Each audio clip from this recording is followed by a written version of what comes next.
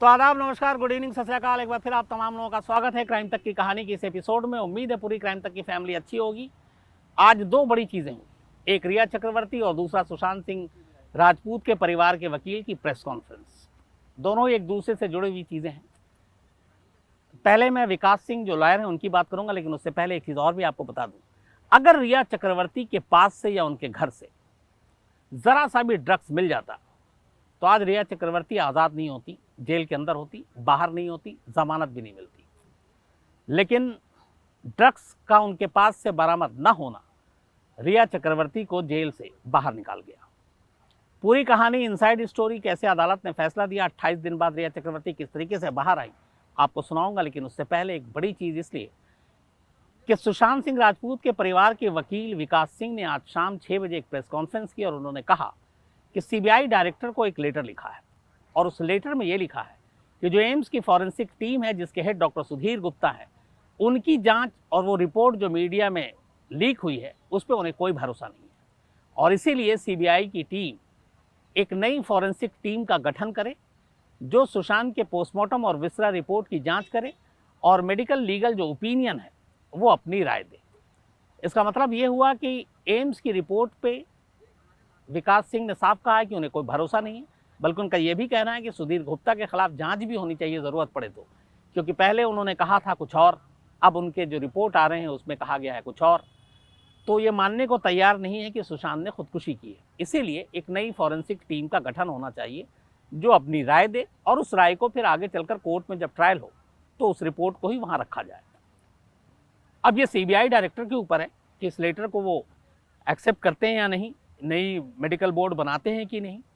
हालांकि इससे ये भी होगा कि फिर टाइम और लंबा खींचेगा, सुशांत की मौत का सच और थोड़ा सा लटकेगा। लेकिन अब ये सब कुछ एम्स के डायरेक्टर के ऊपर है कि वो क्या डिसीजन लेते हैं। ये तो रही इस केस में डेवलपमेंट को लेकर। अब दूसरी जो बड़ी खबर, आज 28 दिनों के बाद रिया चक्रवर्ती आखिरकार जेल से बाहर आई, लेकिन ये ज़िंदगी फ़िलहाल उनके लिए ज़मानती ज़िंदगी है। मतलब ये कि वो ज़मानत पर बाहर आई हैं और फ़िलहाल ज़मानत पर ही रहेंगी जब तक कि अब इस केस का फ़ैसला नहीं हो जाए। लेकिन कई चीज़ें बड़ी अजीब हुई। बहन जेल से बाहर आ गई ज़मानत पर, लेकिन भाई को ज़मानत नहीं मिली, वो जेल के अंदर है। सुशांत के दो स्टाफ सैमुअल मरांडा और दीपेश सावंत, ये दोनों भी ज़मानत पा गए और बाहर आ गए। तो रिया चक्रवर्ती, सैमुअल मिरांडा, दीपेश सावंत, ये तीनों तो जमानत पर बाहर आ गए, लेकिन रिया के भाई शौविक चक्रवर्ती को अदालत ने जमानत देने से मना कर दिया और साथ में एक ड्रग पेडलर बासित को भी जमानत देने से मना कर दिया।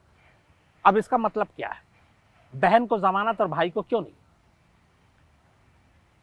यहाँ पे कुछ चीज़ें समझने की ज़रूरत है।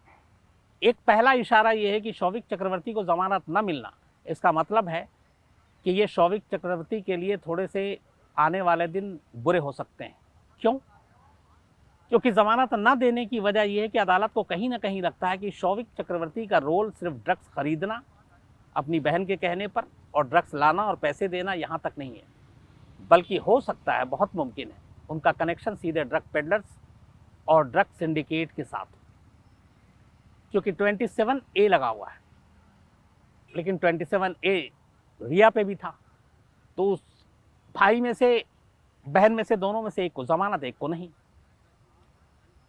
तो शौविक चक्रवर्ती को जमानत न मिलना मतलब अदालत के पास कहीं ना कहीं एनसीबी ने जो सबूत दिए उनमें से कोई ऐसी चीज़ है जिससे ये लगता है कि शौविक चक्रवर्ती का drug peddler, drug syndicate, drugs की खरीद फरोख्त, ड्रग को बेचना, ड्रग्स के धंधे में शामिल होना, इसके कुछ सबूत हैं। और अगर ये है तो फिर शौविक चक्रवर्ती के लिए आने वाला वक्त अच्छा नहीं होगा, क्योंकि ये उनके लिए मुश्किलें बढ़ाएगा। शौविक के पास अब क्या ऑप्शन है?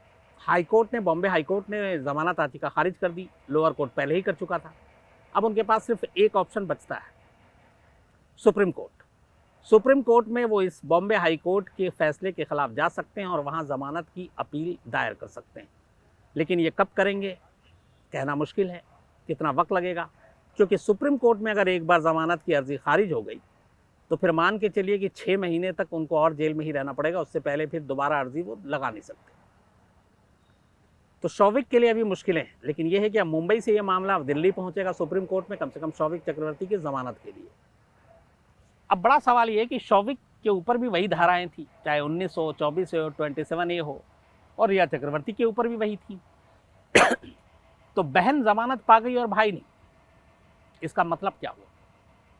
इसका मतलब ये हुआ कि अदालत को ये कहीं ना कहीं लगा कि एनसीबी ने जो तमाम सबूत दिए उसमें रिया चक्रवर्ती के खिलाफ ड्रग्स को बेचने का कोई पुख्ता सबूत नहीं दे पाई एनसीबी, और यही फायदा हो गया रिया चक्रवर्ती को। बॉम्बे हाई कोर्ट ने अपने फैसले में लिखा है रिया चक्रवर्ती को जमानत देते हुए, जो बड़ा इंपॉर्टेंट है वो ये है कि एनसीबी ने रिया चक्रवर्ती के पास से ड्रग्स की कोई बरामदगी नहीं की, ना ही कोई ड्रग्स सुशांत सिंह राजपूत के घर से मिला। तो ड्रग्स इनके कब्जे में नहीं था, बट ये तय है कि इन्होंने ड्रग्स ली, पर यह ड्रग्स पर्सनल इस्तेमाल के लिए था। एनसीबी ने जो सारे सबूत दिए उसमें कहीं से ये नहीं साबित हो पा रहा है कि रिया चक्रवर्ती ड्रग्स का धंधा करती है। ड्रग्स उन्होंने खरीदा, ड्रग्स इस्तेमाल किया, ये लिंक तो एस्टेब्लिश हो रहा, चाहे व्हाट्सएप चैट हो या बाकी के जो बयान है। लेकिन ड्रग पेडलर्स के साथ मिलकर या ड्रग सिंडिकेट के साथ मिलकर ड्रग्स के धंधे में उनका शामिल होना और ड्रग्स बेचना और बेचने के बाद वो पैसों का ट्रांजैक्शन, ये एनसीबी साबित नहीं कर पाई। और यही वो चीज़ थी जिसने 27A होते हुए भी रिया चक्रवर्ती को जमानत पर आज़ाद करा दिया।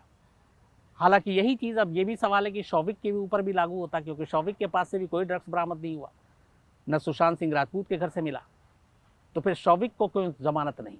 तो उसमें और रिया में फ़र्क ये था कि शौविक का बासित और कुछ और ड्रग पेडलर के साथ डायरेक्ट कनेक्शन के एविडेंस मिले। ये कनेक्शन कहीं ना कहीं शक पैदा करते हैं कि शौविक का ड्रग सिंडिकेट के साथ डायरेक्ट लिंक है, रिश्ता है, यानी ये कि वो शायद ड्रग्स का धंधा भी करते हैं और इन पेडलर के साथ मिलकर ड्रग्स बेचने का भी काम करते हैं। इसीलिए शौविक को जमानत नहीं मिली। लेकिन रिया के साथ अदालत ने ये कहा कि पूरे जो सबूत और गवाह थे उसमें एनसीबी ये कहीं साबित नहीं कर पाई कि रिया का direct drug peddler, drug syndicate के साथ रिश्ता है या वो ड्रग्स बेचने के धंधे में शामिल है। तो ड्रग्स खरीदना, ड्रग्स का इस्तेमाल करना, ये 27A में नहीं आता है, और इसीलिए अदालत ने जमानत दे दी। सेम दो और लोग थे सुशांत के घर के सदस्य स्टाफ, सैमुअल मिरांडा और दीपेश सावंत। इन दोनों को भी जमानत मिली। अब इस पे क्या कहा अदालत ने?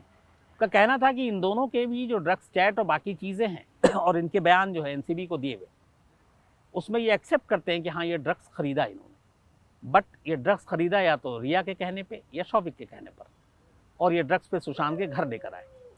तो इन दोनों का भी drug peddler, drug syndicate, drugs के बेचने ऐसे कोई सबूत नहीं मिले, बल्कि ये दोनों एक तरह से रिया और शौविक के कहने पर ड्रग्स का खरीदना और घर तक पहुंचाने का काम कर रहे थे। इसीलिए ये दोनों जमानत के हकदार हैं। रिया भी इसीलिए जमानत की हकदार है, लेकिन शौविक चक्रवर्ती हकदार नहीं है, क्योंकि उसका कहीं ना कहीं कोई ऐसा प्रूफ मिल रहा है जिससे वो ड्रग पेडलर के साथ उसके रिश्ते कायम हो रहे हैं। तो इस बिना पर बॉम्बे हाई कोर्ट ने रिया चक्रवर्ती को जमानत दे दी, शौविक को जमानत नहीं दी, दीपेश और सैमुअल मिरांडा को भी जमानत दे दी। शाम होते होते रिया चक्रवर्ती अपने घर पहुंच गए। 28 दिन के बाद रिया चक्रवर्ती को आज़ादी मिली है। अब यहाँ एक सवाल ये है कि ये केस आगे कहाँ क्या मोड़ लेगा। आने वाले दिन बड़े इस मामले में पूरे अहम है। उसकी वजह ये है कि रिया चक्रवर्ती अब जमानत पे बाहर तो आ गई, लेकिन वो ड्रग्स के मामले में आई, जबकि पूरा एक कहानी शुरू हुई थी अबेटमेंट ऑफ सुसाइड के मामले से। उसमें रिया चक्रवर्ती को सीबीआई ने गिरफ्तार नहीं किया, हालांकि 3 पूछताछ की, लेकिन वो केस अभी बंद नहीं हुआ है। जो खबर आ रही है वो ये है, जैसा कि आपको पहले ही बताया, एम्स की रिपोर्ट के लेके अब लड़ाई शुरू हो गई है कि डॉक्टर सुधीर गुप्ता ने ऐसा कैसे लीक कर दिया अपनी रिपोर्ट। हालांकि उनकी तरफ से सफाई आई कि इस टीम में 7 डॉक्टर शामिल थे, जो फॉरेंसिक एम्स की टीम के मोस्ट सीनियर डॉक्टर, और उन 7 के 7 ने एक राय में अपनी रिपोर्ट तैयार की और ये रिपोर्ट सीबीआई को दे दी गई। सीबीआई के ऑफिशियल अलग अलग सोर्सेज के जरिए बात कर रहे हैं, जैसा आज इंडियन एक्सप्रेस में ने भी बात की, उसमें छपा है। तो उसमें यह है कि जो सीबीआई के अपने कंक्लूजन है अभी तक, उनका ये कहना है कि हमें मर्डर के कोई सबूत नहीं मिले थे और हम लेकिन बाकी एंगल से इस मामले की अब भी जांच कर रहे हैं। और ये बड़ी इंपॉर्टेंट बात है। सीबीआई ऑफिशियल्स का कहना है कि सुसाइड है तो कैसे? क्योंकि अभी तक उन्होंने कहा कि मर्डर के हमें कोई प्रूफ नहीं मिले। अबेटमेंट ऑफ सुसाइड में रिया चक्रवर्ती कितनी जिम्मेदार है, ये भी सीबीआई ऑफिशियल का कहना। हालांकि मैं आपको बताऊं कि जो रिपोर्ट छपी है उसमें ये भी है कि अभी तक अबेटमेंट ऑफ सुसाइड में भी रिया का कनेक्शन सीबीआई को नहीं मिला।